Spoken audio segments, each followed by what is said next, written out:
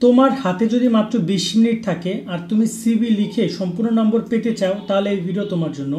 একটা সহজ cover letter, দেন তোমার সিভি লেখার পুরো ফরম্যাটটা জাস্ট 20 মিনিটে তুমি নিজে নিজে এক একবার লিখবা, দেখবা মুখস্থ হয়ে গেছে। আমরা পুরো ফরম্যাটটা তোমাদেরকে বুঝিয়ে দেবো। এই ভিডিওটা হয়তো বা 5, 7, 10 মিনিট হইতে পারে, বাট তুমি জাস্ট এই ভিডিও শেষ করে 20 মিনিট আমার এই ভিডিও দেখে সিভির উপর টাইম দিবা, তাহলেই হবে। সিভি পরীক্ষা কেমনে আসে দেখো, এই যে দেখতে পাচ্ছ 12 নম্বরে তোমাদের সিভি আসবে, বলবে CV with a cover letter. তুমি যদি কভার লেটার না লেখো, এই কভার লেটার যদি তুমি না লেখো, দেন কিন্তু তোমার সিভি হবে না, তুমি মার্ক পাবা না। কভার লেটার অনেকে দেখা যায় শুধু এইটুকু বলে, না তোমাকে পুরো সিভির কভার লেটারও লিখতে হবে। কভার লেটারটাও খুব বেশি টাফ না। আর সিভিটি কীরকম আসে দেখতে পাচ্ছ, এই যে দেখতে পাচ্ছ এখানে হাবিব হাবিবা নাম লিখে দিছে, MBA করছে কুমিল্লা ইউনিভার্সিটি থেকে। রিসেন্টলি তাকে একটা অ্যাসিস্ট্যান্ট মার্কেটিং অফিসার নামে সে এক জায়গায় একটা সিভির জন্য অ্যাপ্লাই করবে, যা দ্য নিউ নেশন একটা পত্রিকা একটা বিজ্ঞাপন এসেছে, নাম দিয়ে দিছে। এগুলো বুঝতে হবে, নিউ নেশন দিয়ে দিছে, এখানে অ্যাসিস্ট্যান্ট মার্কেটিং অফিসার দিয়ে দিছে, হাবিব হাবিবা দিয়ে দিছে, MBA কুমিল্লা ইউনিভার্সিটি দিয়ে দিছে। এগুলো তোমাদের বুঝে নিতে হবে, এগুলো তোমার সিভির সময় ইনক্লুড করতে হবে। যেমন এখানে দেখতে পাচ্ছ রাশেদ বা রেশমা, তারপর দেখতে পাচ্ছ এখানে কম্পিউটার অপারেটর, ঠিক আছে, নিয়োগ দেওয়া হবে। এবং সিভি উইথ কভার লেটার, এখানে কিন্তু কোনো প্রকার অ্যাডভার্টাইজিং কোম্পানির কথা বলেনি, যেমন একটু নিউ নেশন, প্রথম আলোর কথা বলেনি। এখানে বলতেছে যে অ্যাডভার্টাইজিং একটা যে কোনো একটা ভ্যাকেন্সির কথা তারা বলেছে। এক্ষেত্রে তোমরা কেমনে কি লিখবা, চলো শুরু করে এই ভিডিওটা। খুব ইম্পর্টেন্ট ভিডিওতে যাচ্ছে, এই একটা ভিডিও দেখে তুমি যে কোনো সিভি লিখতে পারবা, প্যারা খেও না। কেমন সব সিভি তুমি লিখতে পারবা। যেমন টিচার যদি কেউ চায়, কোনো জায়গায় টিচার চায়, কোনো স্কুল কেন্দ্রিক টিচার, কলেজ কেন্দ্রিক টিচার, সেটা assistant teacher, math teacher, Bangla teacher, যে কোনো টিচার হইতে পারে, লাইব্রেরিয়ান, কম্পিউটার অপারেটর, সব কিছু লিখতে পারবো। আবার কোনো কোম্পানি যদি সেলসম্যান চায়, সেলস অফিসার, মার্কেটিং অফিসার চায়, রিসেপশনিস্ট চায়, অ্যাকাউন্টিং অফিসার চায়, কম্পিউটার অপারেটর চাই, একটু দেখতে পাচ্ছ আমরা কিন্তু দেখলাম যে এখানে একজনকে চেয়েছে, তার কি লাগবে, অ্যাসিস্ট্যান্ট মার্কেটিং অফিসার। সো তোমার এরকম সহকারী মার্কেটিং অফিসার তিনি চেয়েছেন। সো যে কোনো কিছু তুমি এই একটা দিয়ে লিখতে পারবা। চলো এবার মূল সিভিতে ডুব মারি। প্রথমে আগে তোমাদের লিখতে হবে সেটা হচ্ছে যে এই যে কভার লেটারটা, কভার লেটার ছোটো করে বুঝাই দিই, জাস্ট সিম্পল, তেমন কোনো কিছু না। এখানে ফরম্যাটগুলো মনে রাখবা, তাহলে হবে। ডেটের জায়গায় তোমাকে সে ডেট লিখতে হবে। এখানে ডেট ধরুন আজকে ডেট হচ্ছে, আমি এখন ভিডিও করছি 15/04/2025। দেন তুমি এখানে দ্য হেডমাস্টার বা দ্য অথরিটি, এই কথাটা কেন আসবে, হেডমাস্টার হলে যদি তোমার এখানে টিচারের কাছে চায়, টিচার যদি চায় তাহলে তুমি হেডমাস্টার লিখবা। মানে এখানে যদি তোমার এখানে কি বলছে তারা, যে তারা একটা কোম্পানি নিবে মার্কেটিং অফিসে, সেক্ষেত্রে কিন্তু হেডমাস্টার হবে না, সেক্ষেত্রে হবে অথরিটি। ঠিক আছে, ধরুন আমি এখানে হেডমাস্টার বা অথরিটি যে কোনো একটা দিবা, আমি তো আমি এখানে অথরিটি দিয়ে দিচ্ছি। দেন এখানে কোম্পানির নাম যদি উল্লেখ করা থাকে এখানে, তো দেখা গেল তুমি কোম্পানির নাম উল্লেখ করবে। যদি না দেওয়া থাকে তাহলে তুমি তোমার নিজে যে কোনো নাম তুমি দিতে পারো, অথবা দেখা গেলো এক্স কোম্পানি লিখে দিলাম। ঠিক আছে, দ্য অথরিটি এক্স কোম্পানি বা কিছু। দেন তুমি সেই কোম্পানির যে একটা অ্যাড্রেস আছে, যেমন মোহাম্মদপুর, ঢাকা, যদি এখানে লেখা না থাকে তাহলে তুমি তোমার নিজের মতো করে দিয়ে দিবা। দেখা যায় অনেক সময় কিন্তু লেখা থাকে, অনেক সময় লেখা থাকে না, তখন কিছু করার নাই। যে দেখতে পাচ্ছ এই যে ন্যাশনাল আইসিটি রিসার্চ সেন্টারে একজন নিয়োগ দেওয়া হবে, সেক্ষেত্রে তোমার কিন্তু যদি লেখা থাকে তাহলে তুমি পুরোটা লিখতে হবে। তোমাকে এখানে দেখতে পাচ্ছ national ICT research centre Dhaka, এই যে দেখতে পাচ্ছ ঢাকা লেখা আছে, তুমি এখানে ঢাকার জায়গায় লিখে দিতে পারো ঢাকা শুধু। দেন সাবজেক্ট এখানে লিখে দিবা, সাবজেক্ট এটুকু মুখস্থ করবা যে application for the post of an assistant Bangla teacher বা অ্যাকাউন্টস অফিসার, বা এখানে যেহেতু চেয়েছে কি অ্যাসিস্ট্যান্ট মার্কেটিং অফিসার, তুমি এখানে লিখে দাও যে অ্যাকাউন্টিং অফিসারের জায়গায় লিখে দাও মার্কেটিং অফিসার, এটুকু আবার কেটে দাও। এটুকু কেটে দিয়ে লেখো যে তুমি মার্কেটিং অফিসার, ব্যাস হয়ে গেল, এইটুকু কাজ শেষ।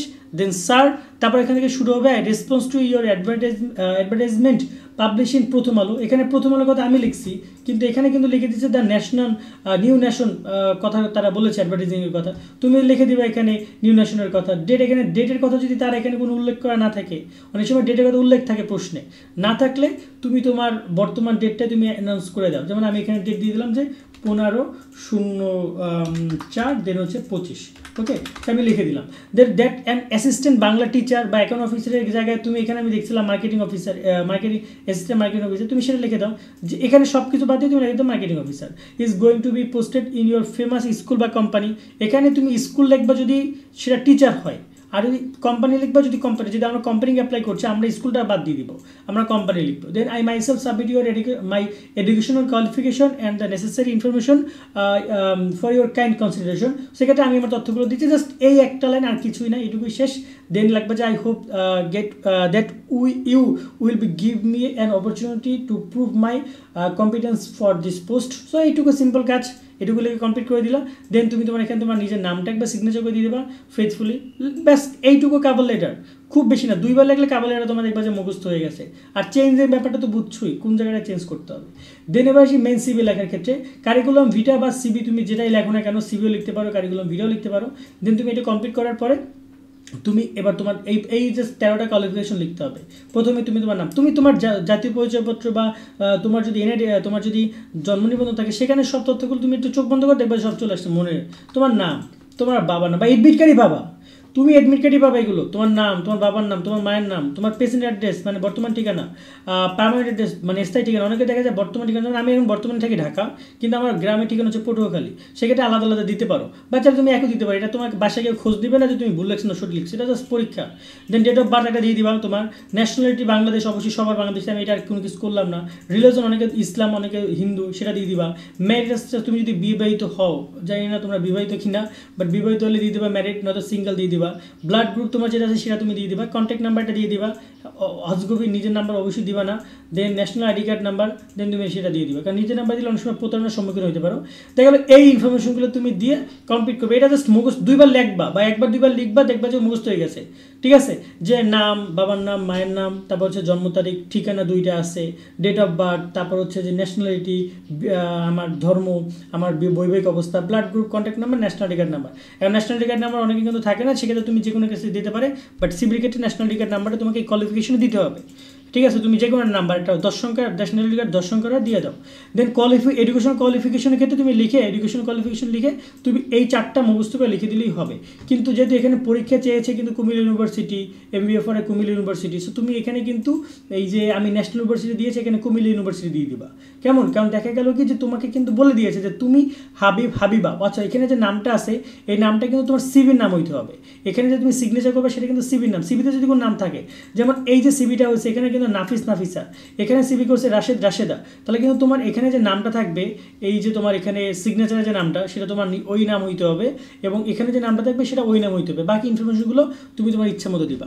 দেন এখানে কমপ্লিট করে তুমি সেই ফিল আপ করে এই জাস্ট এই ছকটা তোমার এইচএসসি তো তুমি এভাবে সুন্দর করে দিবে। আমি 25 দিছি এসএসসি, এইচএসসি দিছি 27, 31 এভাবে আমি দিছি, সেটা তুমি তোমার মতো করে দিয়ে দাও। ধরেন আমি এটা একটা 2টা বিবিএ দিছি, একটা MBA, ধরেন একটা দিলাম MBA, এটা দিলাম আমি 32 সাল পর্যন্ত দিলাম। তোমরা আশা করি 32 সালের মধ্যে বের হয়ে যাবা, ঠিক আছে ইনশাল্লাহ। তোমাদের পাসিং ইয়ার এভাবেই হবে, 32 সালের মধ্যে তোমরা মার্কেটে চলে আসবা অ্যাজ এ বেকার হিসাবে।